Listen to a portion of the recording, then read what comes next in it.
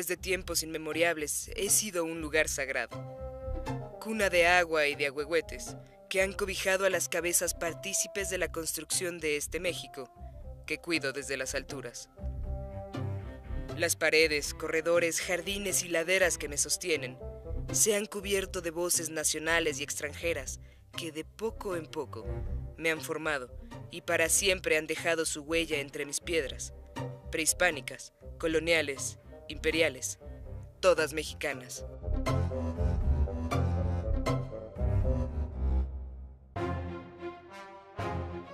Impulso este testimonio desde lo más encarnado de mi historia, tal vez lo más oculto, lo que habla de esa mujer, la que cruzó el Atlántico viéndose coronada emperatriz y cuenta la historia. Regresó sobre sus pasos dejando su corazón y su cordura en tierras aztecas. Pero no he de adelantarme.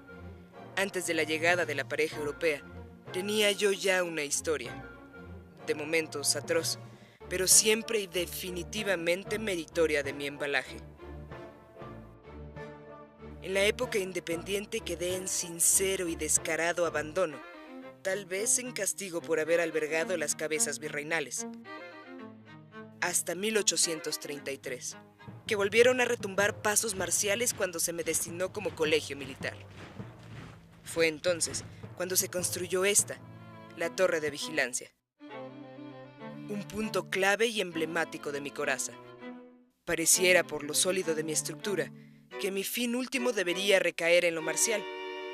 Por muy poco tiempo vi marchar cadetes por mis patios. Fue entonces cuando presencié uno de los más dolorosos episodios de mi historia. Mis paredes y adoquines se tiñeron de sangre de infante. Y es que con la invasión norteamericana vino la famosa gesta de los cadetes del colegio militar. 52 valientes. Mis faldas se llenaron de últimos respiros. Algunos les llaman niños héroes. Yo pude constatar el rostro de niños. Ni aquel sacrificio de carne lozana pudo evitar que el 13 de septiembre de 1847 la bandera de barras y estrellas ondeara en mis astas. Me sentí, sinceramente, desgarrado. Llegó entonces el llamado Segundo Imperio, aquel que me vistió con estas galas, que me habla con voz de mujer. La llegada de un gobernante europeo ya se había predicho con la malograda invasión francesa, que aún mantenía ocupados a soldados de estas tierras. En un momento convulso de la historia nacional, un grupo de conservadores invitaron a reinar a Fernando José Maximiliano de Habsburgo y Lorena, archiduque de Austria, hermano del emperador de Austria-Hungría, marino afecto a conocer lugares y gente nueva, y a su joven esposa, María Carlota Amalia Victoria Leopoldina Clementina de Sajonia, Coburgo y Orleans, hija del rey de Bélgica. Mujer ambiciosa, llena de energía, que se aburría encerrada en el castillo de Miramar. Llegaron a mis aposentos después de haber desembarcado en Veracruz de la fragata La Novara, y tras una fría recepción en el puerto, que atribuyeron al brote de fiebre amarilla. ¿Era eso, o que los mexicanos no querían un emperador? Un séquito de sirvientes y muchos de los muebles que hoy me adornan completaban las toneladas de promesas que descendieron del barco junto con la rubia pareja. Maximiliano, más alto que los naturales de estas tierras, con ojos azules, definitivamente extranjeros, larga barba y cabellos rubios. Carlota, joven, alta, algunos dicen no muy bella, pero de apariencia definitivamente serena e inteligente. ¿Qué puedo decir de mis nuevos habitantes? Los temblores los asustaban. Conocieron Yucatán y cazaron mariposas en mi bosque circundante. Nombraron damas de compañía a descendientes de Moctezuma y de Nezahualcóyotl. Solo estaban juntos cuando el protocolo lo exigía. El demás tiempo cada quien hacía su propia vida. Si bien se preocuparon por los naturales de su nuevo país, dedicaban gran parte de su tiempo a organizar en mis salones pomposas fiestas y recepciones. Mientras veía danzar a los más rimbombantes apellidos de México, el legítimo presidente Benito Juárez y el grupo de republicanos que de él emanaban, buscaban establecer el orden de una república enteramente mexicana, nacida del pueblo y para él.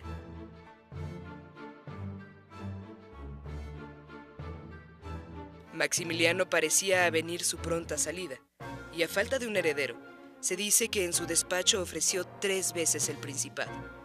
Una vez al hijo de uno de sus hermanos, otra a un niño indígena que se creía era descendiente de Moctezuma, y por último, al nieto de Iturbide, pero ninguna se concretó. Carlota era regente cuando se ausentaba Maximiliano.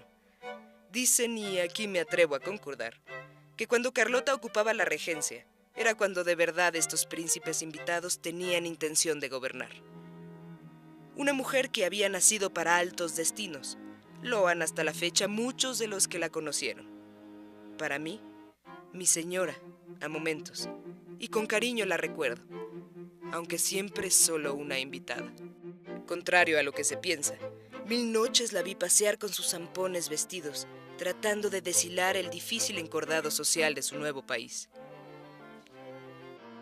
Llevó a su esposo Max, como en cariño y en mi intimidad lo llamaba, a solventar múltiples instancias para los necesitados.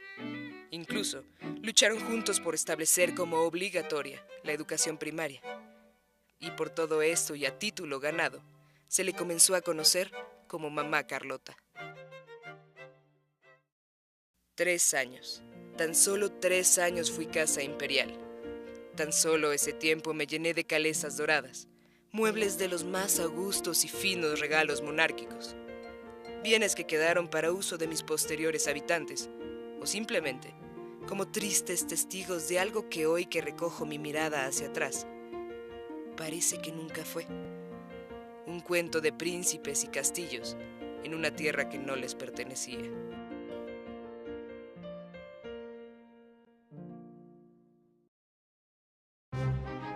Bajo mis techos el emperador vitoreaba a Hidalgo y a Morelos.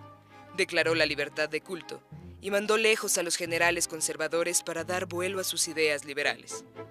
Ideales profesados también por sus más acérrimos rivales. Maximiliano quiso abdicar ante la inminente desaprobación, pero Carlota, erróneamente convencida, lo persuadió de detenerse. La amante esposa, sin saberlo, planchaba el camino del emperador al caldazo. Con el tiempo me he llenado de tapices y tibores, y 2 óleos de los que más me pavoneo que representan a los fallidos gobernantes.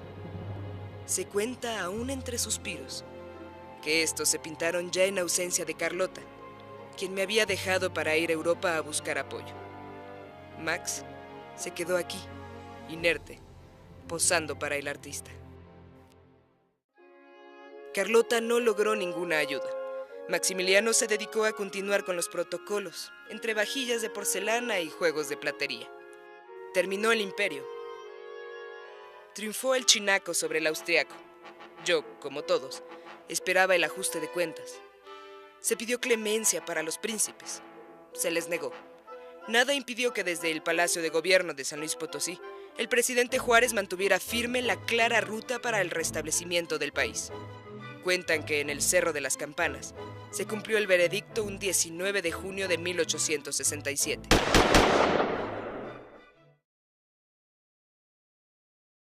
Para ese entonces, yo ya estaba vacío.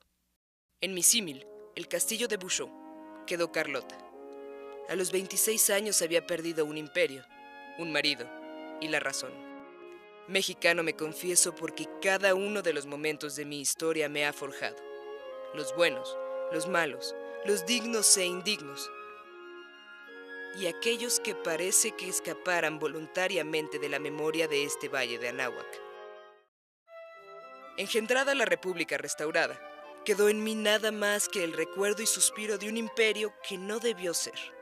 De nuevo quedé como una mole de recuerdos vigilantes, desde lo alto de Chapultepec, hasta que mis instancias fueron tomadas para establecer el primer observatorio en 1876.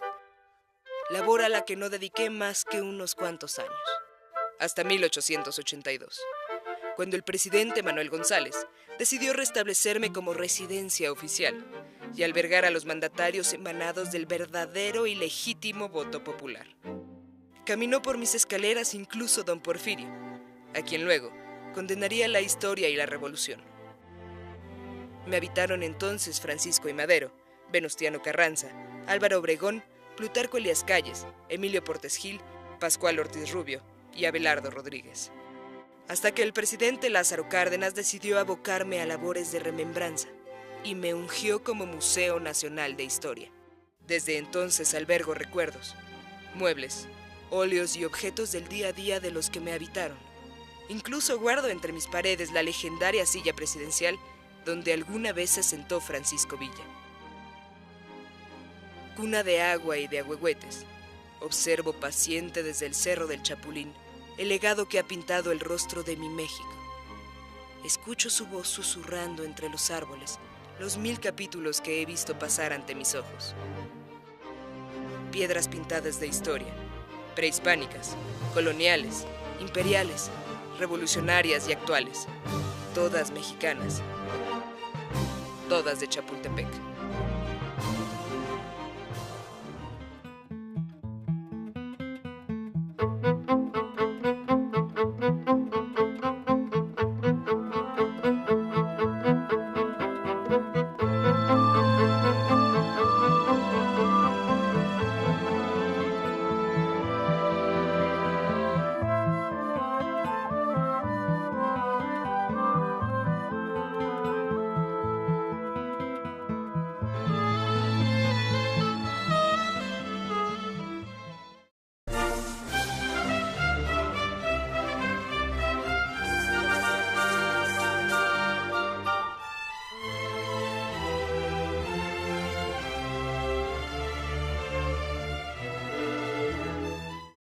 En tierras aztecas.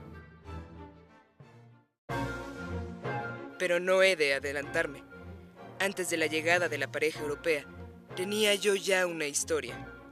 De momentos atroz, pero siempre y definitivamente meritoria de mi me han formado y para siempre han dejado su huella entre mis piedras, prehispánicas, coloniales, imperiales, todas mexicanas.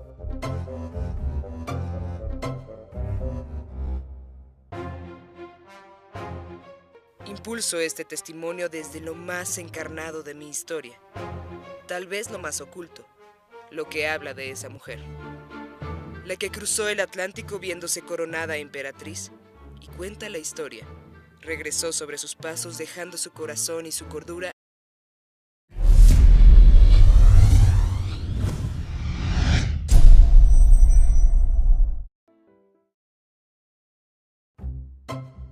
Desde tiempos inmemorables he sido un lugar sagrado, cuna de agua y de ahuehuetes que han cobijado a las cabezas partícipes de la construcción de este México que cuido desde las alturas. Las paredes, corredores, jardines y laderas que me sostienen se han cubierto de voces nacionales y extranjeras que de poco en poco